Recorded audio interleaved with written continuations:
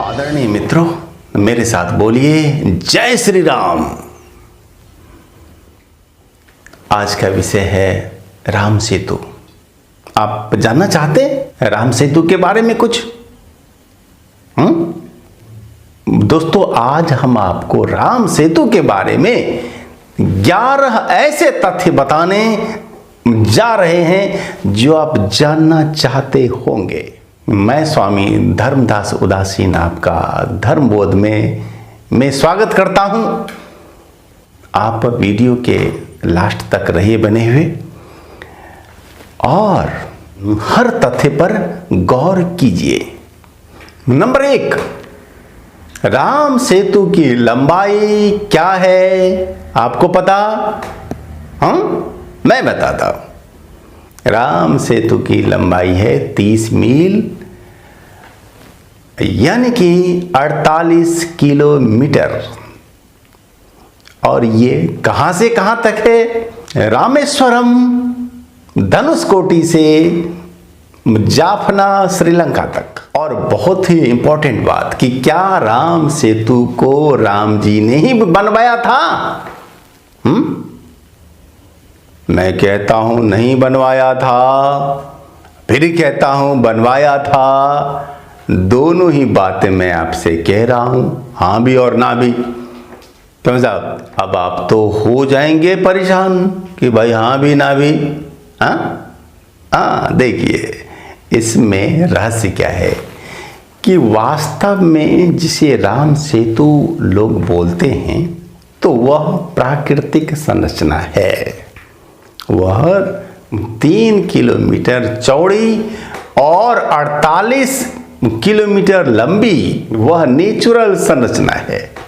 लेकिन फिर कैसे? राम जी को जाना था उस पार लंका सेना सहित, और वह जो संरचना थी वह जहां तहां से विकृत थी, टूटी फूटी हुई थी, और ऐसे में सेना सहित जाना संभव न था। और इसीलिए राम जी ने सेतु की रिपेयरिंग। और इसलिए कहते हैं कि राम जी ने सेतु बनाया। राम जी का जन्म हुआ था कब? आपको पता है? आज से कितने साल पहले? वैज्ञानिक शोधों के हिसाब से 5114 ईसा पूर्व श्री राम जी का हुआ था जन्म। और 2021 ईस्वी सन से जोड़े तो 7135 साल पहले श्री राम का जन्म हुआ था। राम सेतु बना है 2 तरह से। बहुत सारा पार्ट तो नेचुरल बना है, थोड़े से भाग उसके हैं मानव निर्मित। और ऐसा शोध भी बता रहा है, आज का वैज्ञानिक शोध भी कहता है कि मानव निर्मित संरचना लगभग 7000 साल पहले की है, और जो श्री राम से सीधा सीधा जोड़ती है। दोस्तों, आज राम सेतु पर 3 फीट से लेकर 30 फीट तक जल है समुद्र का। और वैज्ञानिक शोध बताते हैं कि 7000 सालों में समुद्र का सतह 3 मीटर ऊपर उठ गया है। 3 मीटर, यानी कि राम सेतु पहले समुद्री सतह से ऊपर था, लोग आते जाते थे उस पर। दोस्तों, नंबर 7, रामेश्वरम मंदिर से प्राप्त अभिलेखों के हिसाब से, लिखित अभिलेखों के हिसाब से राम सेतु पर लोग पहले पैदल आया जाया करते थे, लेकिन 1480 ईस्वी में आया एक भयंकर चक्रवात और उस समुद्री चक्रवात ने तोड़ फोड़ दिया सेतु को।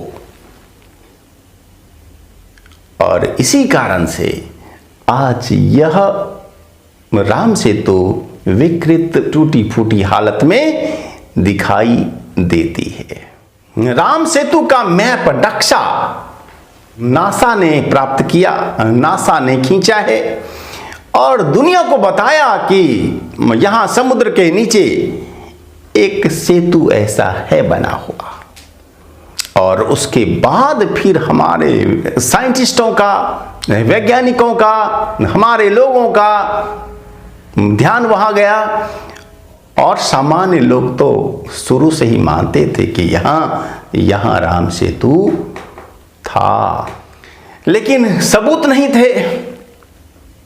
जब नासा ने जारी किया तस्वीर तो फिर लोगों ने जाना और माना।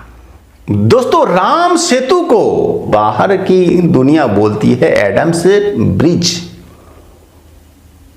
और हम लोग, भारत के लोग, हिंदू लोग इसे बोलते हैं राम सेतु। और दक्षिण भारत में इसे कहा जाता है राम पालम।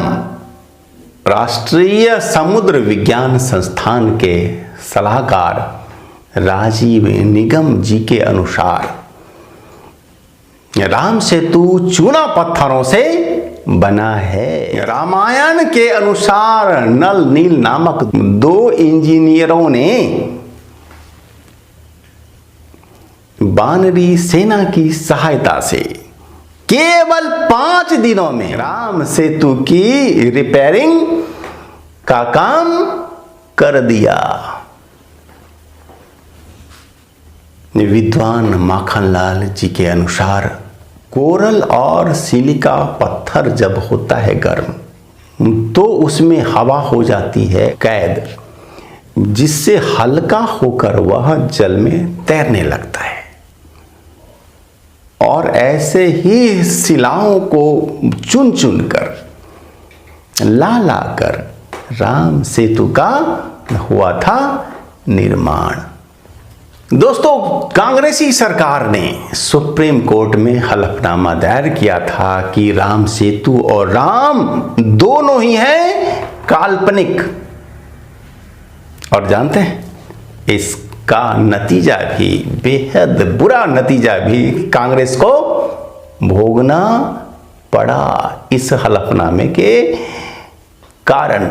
आज देखिए, आज कांग्रेस धीरे धीरे सिमटती जा रही है।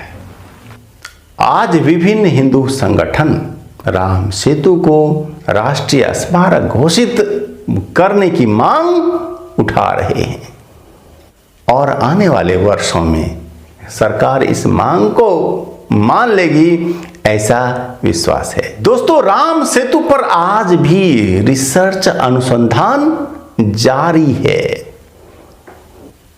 और आशा है कि आने वाले समय में और नए नए तथ्य, आश्चर्यजनक तथ्य सामने आएंगे और हमारा मस्तक, भारतीय संस्कृति का मस्तक ऊंचा होगा गर्व से, ऐसा विश्वास है।